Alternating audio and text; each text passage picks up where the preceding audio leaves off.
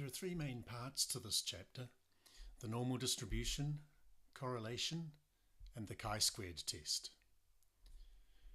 First, let's recap the main points of the normal distribution that we've already looked at.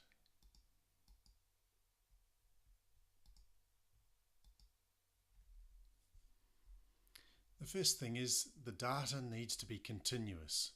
So it should be data that you've measured somehow rather than just counted. Secondly, remember that whenever the normal distribution is graphed, the variable goes along the x-axis, whatever the variable is, whether it's height of people in the room or the percentage mark in a test or whatever the variable is, that's the value that goes along the x-axis. And the y-axis is just how many people or whatever are recorded at each value of the variable. So how many people have a certain height? How many students scored 53%? That's the value up the y-axis. So it's really just a frequency graph.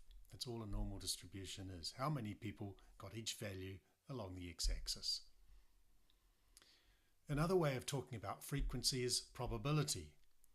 And if we want to find the probability of an observation lying in a certain range, we just have to find the area under the curve for that range.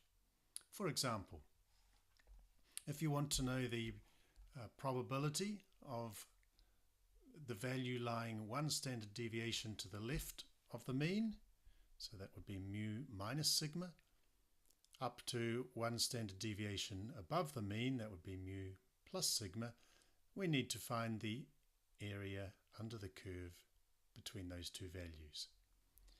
And from the work we've already done, we know already that that value is actually 68%, or more accurately here they've called it 68.26.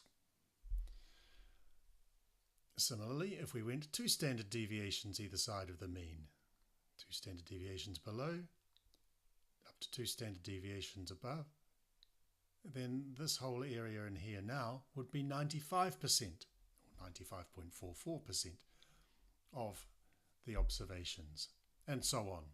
So remember, we call this the 68, 95, 99.7 rule. It's not completely accurate. These values here are more accurate, but for doing it without a calculator, 68%, 95%, 99.7% are quite good enough.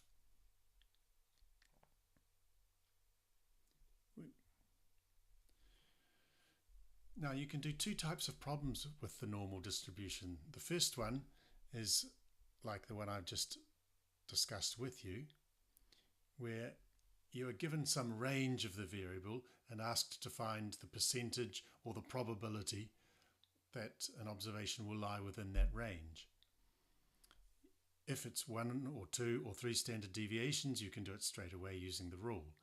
If it's not a multiple of those standard deviations, then you need your calculator, and this will do it very quickly for you. You just enter the mean, the standard deviation, and the range you're interested in, and it will tell you straight away the probability of an observation lying in the range that you have just given it. So that's the first type of problem. The other one just comes back the other way, so we call it the inverse normal. So here we are here. And the inverse normal, going back the other way, instead of being given the range of the values and asked to find the probability of an observation lying within that range, we're given the probability and asked to find what range that corresponds to. For example, let's take a simple one. If you're asked what value of the variable has 50% of the observations more than it, you know straight away it must be the mean. And for more complicated problems, your graphics calculator will again do it quickly and easily for you.